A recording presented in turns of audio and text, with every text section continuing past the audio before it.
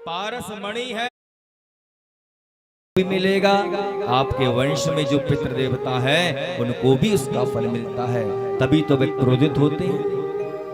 कुंडली में पितृदोष आ जाता है, मतलब जो भी काम करते हैं वो काम बनता ही नहीं। बच्चे पढ़ाई तो बहुत कर रहे हैं लेकिन कामयाब ही नहीं हो पा रहे। विवाह को 10 वर्ष हो गए लेकिन कुछ खुशखबरी नहीं मिल रही। इसका मतलब क्या है कि कहीं ना कहीं आपके जो पूर्वज हैं वो कहीं ना कहीं दुखी है। अगर पितृ देवता आपके प्रसन्न होंगे आपको सर्वस्व समर्पित कर देंगे, आपको आशीर्वाद देंगे। जीवन में जीते तो सब है लेकिन दो ही कृपा काम करती है, या तो पितृ देवता की कृपा आपके जीवन में होगी तब सुख आएगा, अथवा किसी देवता आपके आराध्य उनकी कृपा होगी तब जीवन में सुख संपत्ति आएगी, धर्म के प्रति आपकी आस्था बढ़ेगी। लेकिन एक बात और है, आपके इष्ट देव कुल देवी कुल देवता तब आप पर कृपा करते हैं जब आप पर पितरों की कृपा होती है। भगवान भी सोच लेते हैं जब अपने पूर्वजों का तू अपना नहीं हुआ तो भला तू हमारा कैसे अपना हो सकता है। इसीलिए जीवन में किसी भी देवता से पहले पितृ देवता की कृपा होना बहुत जरूरी है। अब लोग कहते हैं पितृ देवता को कैसे मनाएं, सूक्ष्म में सूक्ष्म विधि क्या है।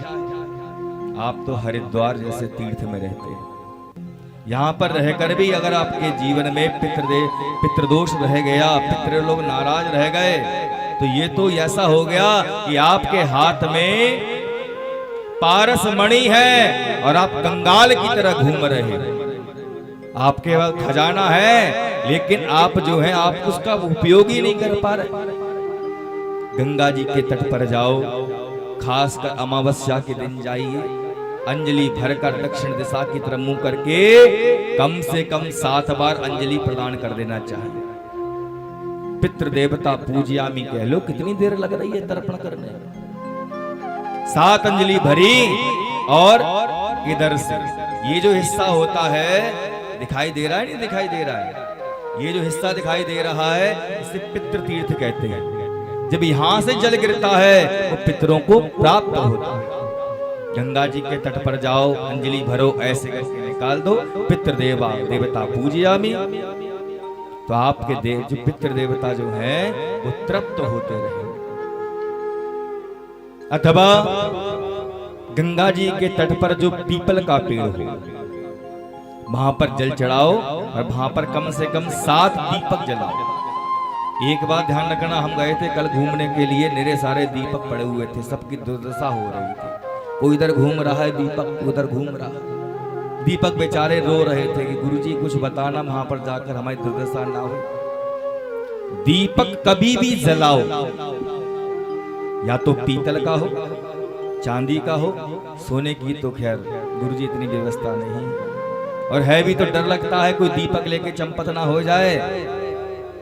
2 महीना तक बुखार आएगा, दीपक लेके चल गया, दीपक लेके कोई चला गया।